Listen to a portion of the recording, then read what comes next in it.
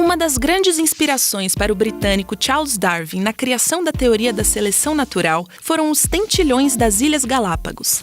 Pássaros que se adaptaram à dieta disponível em ilhas diferentes graças a uma diversificação nos formatos dos bicos. Eles foram a chave para que o naturalista descobrisse a importância do isolamento geográfico no desenvolvimento de novas espécies. Hoje, esses outros passarinhos parecem ser uma versão continental dos tentilhões e têm inspirado pesquisas que nos ajudam a entender melhor como uma única espécie pode dar origem a várias por meio da evolução.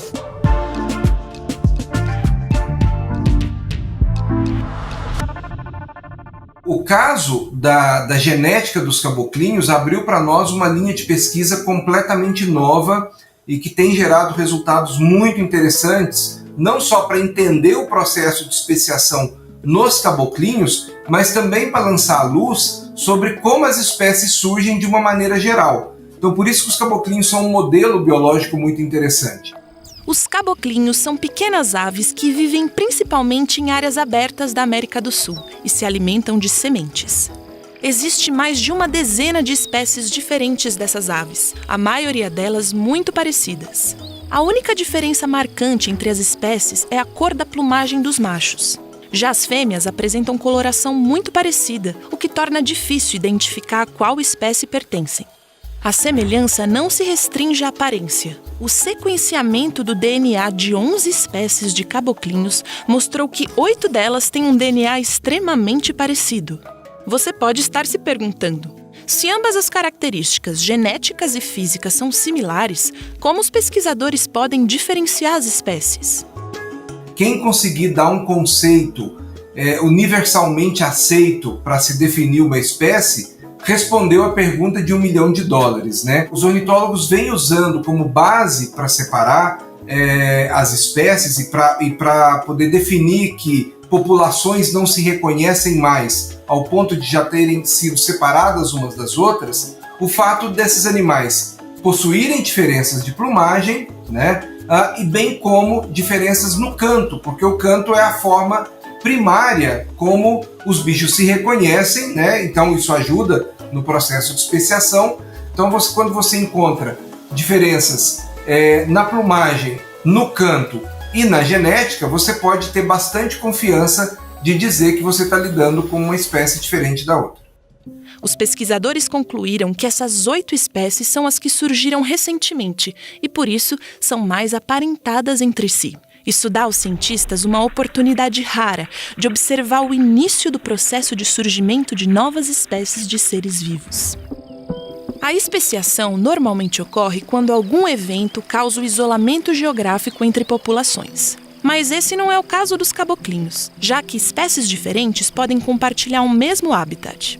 Um estudo recente realizado por uma equipe internacional da qual Silveira faz parte sugere que a especiação acontece graças às escolhas das fêmeas na hora do acasalamento.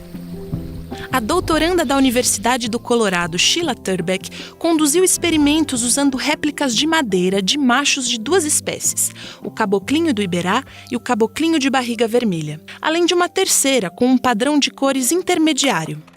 Os machos reais atacavam as esculturas em seu território quando elas tinham sua cor e vinham acompanhadas de gravações de um canto igual ao seu, enquanto tendiam a ignorar as imitações e sons da outra espécie. Para os cientistas, esse comportamento ocorre porque os machos veem as suas réplicas como uma concorrência pela atenção das fêmeas. Dessa forma, concluiu-se que diferenças nas cores da plumagem e no canto já seriam suficientes para promover a separação entre as 2 espécies. A gente tem encontrado uma similaridade genética em torno de 99,9%.